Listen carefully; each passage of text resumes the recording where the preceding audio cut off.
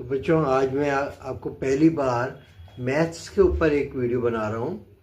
9th class के maths में एक चैप्टर है नंबर सिस्टम। नंबर सिस्टम का मतलब है नंबर्स का सिस्टम जो होता है। पहले हम नंबर्स की बात करते हैं कि नंबर्स कितने तरीके के होते हैं। अगर हम बात करें नंबर्स, तो नंबर्स के अंदर हम उनकी डिवीज़न करेंगे। सबसे पहले आता है नेचुरल नंबर्स। जो numbers natural numbers starts from 1 and goes on 1 2 3 4 10 20 30 100 1000। ये सभी क्या है, नेचुरल नंबर्स हैं। वैसे नेचुरल नंबर जो 1 to 9 होते हैं, लेकिन हम कहते हैं नेचुरल नंबर्स 1 से स्टार्ट होकर आगे चलते रहते हैं। जब तक ज़ीरो का इसमें इंट्रोडक्शन नहीं होता तो नेचुरल नंबर्स में 10 कैसे आएगा।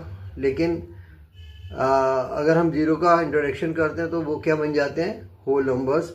ज़ीरो से स्टार्ट होकर जो नंबर्स होते हैं 0 1 2 3 4 5 6 और 1000 10,000 लैक्स, ये सभी क्या है हमारे लिए, होल नंबर्स हैं। होल नंबर्स के बाद आता है आपके पास इंटीजर्स। अगर हम नंबर्स को साइन के साथ लिखते हैं, नेगेटिव और पॉजिटिव साइन के साथ, तो जो नेगेटिव इंटीजर्स हैं वो नेगेटिव 0 से स्टार्ट करके हम जो नंबर्स लिखते हैं वो क्या है, 0 -1 -2 -3 -4 -5 और ऐसे ही आगे बढ़ते जाएंगे।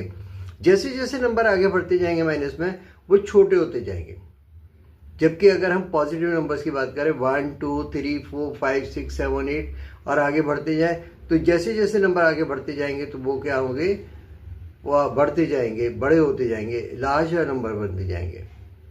6 इज स्मॉलर देन 7, लेकिन -6 इज ग्रेटर देन -7। ज़ीरो को हम ना तो नेगेटिव इंटीजर कहते हैं ना ही पॉजिटिव इंटीजर कहते हैं। तो ये तो बात हो गई इंटीजर्स की।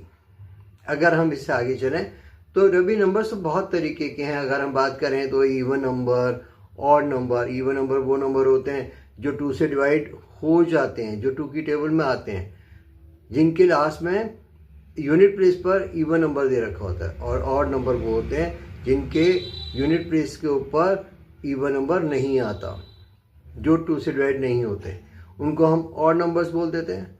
तो इवन, ऑड, ऐसे प्राइम और कंपोजिट नंबर्स। प्राइम नंबर्स वो होते हैं जो सिर्फ अपनी टेबल में जाते हैं, और कंपोजिट नंबर्स वो होते हैं जो दूसरों की टेबल में भी चले जाते हैं, से भी डिवाइड हो जाते हैं। जैसे 3 है तो 3 तो 3 की टेबल में आएगा, लेकिन अगर हम 6 की बात करें तो 6 3 की टेबल में भी डिवाइड हो जाएगा और 2 6 की टेबल से भी डिवाइड हो जाएगा। तो ये कंपोजिट नंबर्स हो गए। इसके आगे अगर हम देखें तो हम अभी बात करते हैं रैशनल नंबर्स की। तो